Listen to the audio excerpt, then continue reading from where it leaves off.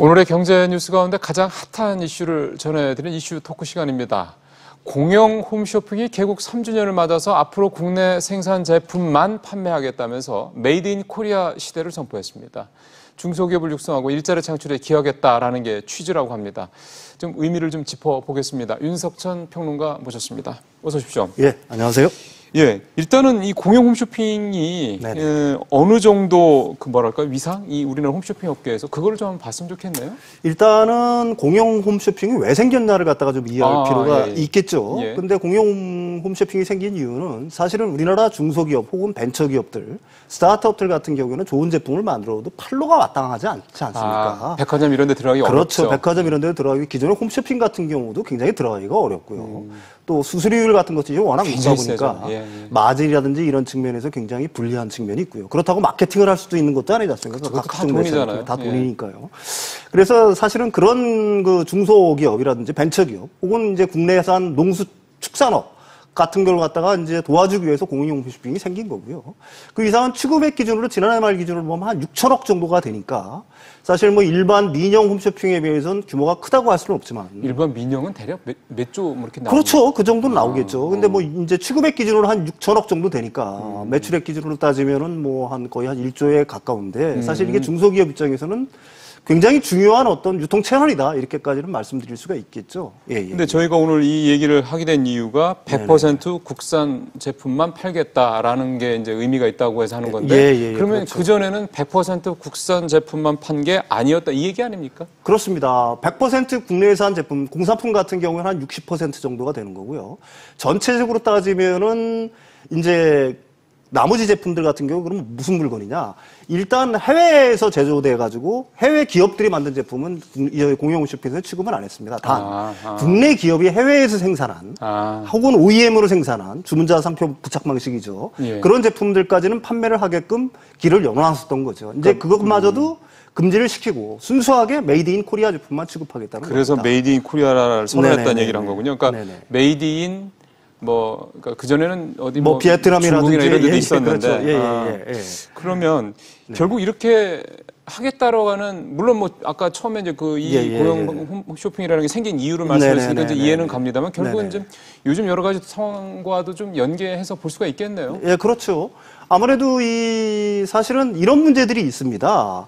이제 국내 중소기업들은 대기업들하고는 다르게 해외로 진출하는 이유가 다르지 않습니까? 그렇죠. 다른 말로 하면 대기업들 같은 경우는 가령 뭐 병참 기능, 로지스틱스라고 그러죠. 어떤 전략적인 판단에 의해서 글로벌하게 생산 기지를 옮기는 데 반해서 중소기업들 같은 경우는 대부분 여기에 인건비 부담 때문에 옮기는 경우가 상당히 많지 않습니까?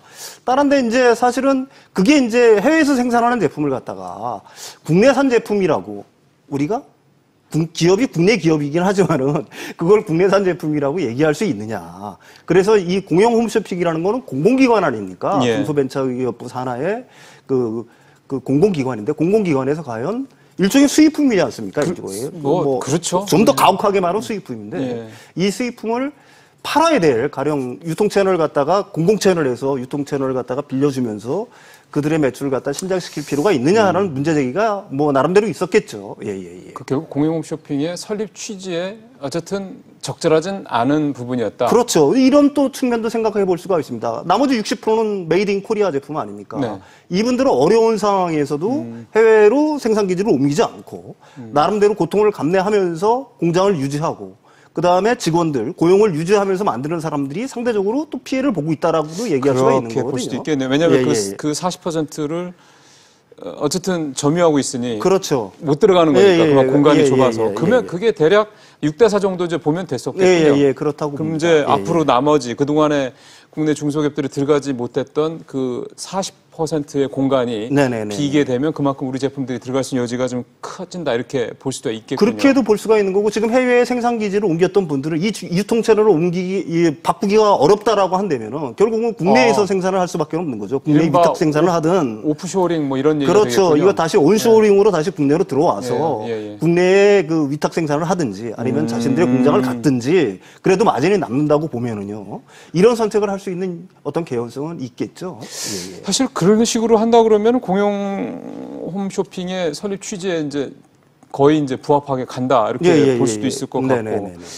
그러면 이 사실 우리가 앞서 잠깐 처음에 말씀하셨던 게 일반 이제 민영 홈쇼핑 같은 경우는 들어갈 때도 어렵지만 그렇죠. 여러 가지로 이제 떼가는 게 네, 이제 그렇습니다. 많잖아요. 그러니까 사실 마진을 그러니까 브랜드의 인지도를 높이는 데는 물론 효과가 있지만은 그렇죠. 회사가 수익성을 네네네네. 남기는 데 상당히 좀 어려운 거였는데 네.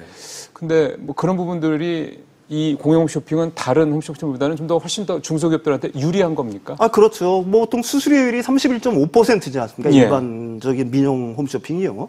근데 이 공영 홈쇼핑 같은 경우에는 뭐 한 20% 정도니까 예. 일단 수수료율이 확 낮고요. 예. 그다음에 문턱이 상대적으로 낮다고 봐야 되겠죠. 왜 민영 홈쇼핑 같은 데 팔리는 상품들 같은 경우는 거의 다 대기업 제품들이 많습니다. 가전 제품들도 뭐 TV라든지 냉장고라든지 이런 예. 것들도 전부 다 국내 유수의 대기업들 제품이고요. 그럼 뭐 중소 가전업체라든지 아니면 중소 제조업체들이 들어갈 수 있는 어떤 틈새가 예. 왜 그러냐면은 이제 민영홈쇼핑이 일단 매출이 따라줘야 되는데 매출이 확보가 안 되니까 그걸 갖다가 받아들이기는 어렵겠죠. 대신 이제 공영홈쇼핑 같은 경우는 공공성을 갖다가 더 수익성보다는 약간 위에 놓는 편이니까 일반적으로 어떻게 보게 되면 맨 처음에 생긴 이유 자체도 사실은 판로가 부족한 중소기업하고 국내 중소기업과 예. 국내 중소벤처기업의 유통을 갖다가 원활히 하기 위해서 생긴 거 아닙니까? 그런 측면에서 놓고 본다면은 국내 제조업체들, 중소기업들은 훨씬 이쪽으로 들어가는 게 이득이 많겠죠. 근데 공영 홈쇼핑이 돈은 잘 법니까? 공용 쇼핑이 계속해서 적자가 나고 있죠. 돈을 벌지는 못하고 있군요. 그렇죠. 근데 이제 우리가 공공기관이라는 건 한번 우리가 이해할 필요는 있습니다. 돈을 못 번다를 갖다가 계속해서 욕을 하면 안 되는 이유는 공공성보다는 수익성보다는 공공성을 갖다가 더 가치를 위에 둬야 되겠죠. 지금 뭐 말씀하신 게 그런 내용이죠. 네네, 그렇습니다. 그러면은 네네. 근데 저는 그런 생각도 사실은 듭니다. 네네. 왜 우리가 이제 한 개의 기업들이 뭐 상당히 많잖아요. 네, 그렇습니다. 그런 한계 기업들이 많은 이유 중에 하나가 네네. 그 한계 기업이 무너지면 결국 일자리 문제가 생기고 뭐 네네네. 해당 지역 경제 뭐 타격 등등등 뭐 네네네. 우리가 지난번 한국주의 군사공장 네, 폐사할 예, 때 예. 그거에 대해서 뭐 얘기를 많이 해봤습니다. 네네네. 그러니까 이렇게 공영 홈쇼핑이라는 게 그런 공공적인 목적으로 설립된 거는 오케이 알겠다. 네네네. 다만 네네. 적자가 계속 난다라는 건 또 어떤 면에서 보면은 네네네. 그만큼 소비자들이 덜 찾는다는 얘기고 또 어떻게 보면은 그만큼 소비자들이 이 공용식품에서 판매하는 제품들에 대한 뭐랄까요? 뭐 선호도나 신뢰도가 조금 일반 민영 홈쇼핑보다는 좀 떨어지는 게 아니라 이런 생각도 좀 들어서. 그거는 뭐 당연한 결론이고요. 그렇지만 우리가 이걸 이해할 필요가 있습니다. 이제 설립된 지 3년에 불과한 회사예요. 그래요? 어떤 기업이든지 3년 내에 흑자로 돌아서 가지고 이게 뭐 원활하게 돌아간다는 거는 사실 민간 기업으로도 상당히 힘든 거고요. 예. 이제 사실 공영 홈쇼핑이 있다는 것 자체를 아는 사람들, 홈쇼핑 채널이 굉장히 많지 않습니까? 있는지를 아는 사람들도 제가 생각하기는 그렇게 많지는 않은 줄 알고 있어요. 따라서 공영 홈쇼핑 입장에서는 사실은 뭐 그쪽 임원진이 할 일이지만은 사실은 중소기업 예. 벤처부라든지 홍보를 지금보다는 훨씬 더 강화할 필요도 있는 거고요. 단순히 어떤 한 채널만 그냥 쓰는 게 아니라 그걸 대국민적으로 어떻게 보면 어떤 홍보를 그렇죠. 해서 우리나라 사람들이 중소벤처기업에서 좋은 기업들에서 만든 질 좋은 상품을 갖다가 살 수 있는 기회를 갖다가 늘리는 게 사실은 수익성 강화에도 큰 도움이 되겠죠, 장기적으로는. 품질 관리 같은 것도 조금 더 신경 써서 해서 이건 당연합니다. 중소기업들이 그런 공공성만 믿고 물론 일부겠지만은 네네네. 뭐 여기만 들어가면은 되는 거 아니야 이렇게 생각하지 않고 정말로 그렇죠. 거기서도 치열한 경쟁을 통해서 예. 일반 민영 홈쇼핑에서도 우리 쪽으로도 좀 와주라 할 정도의 맞습니다.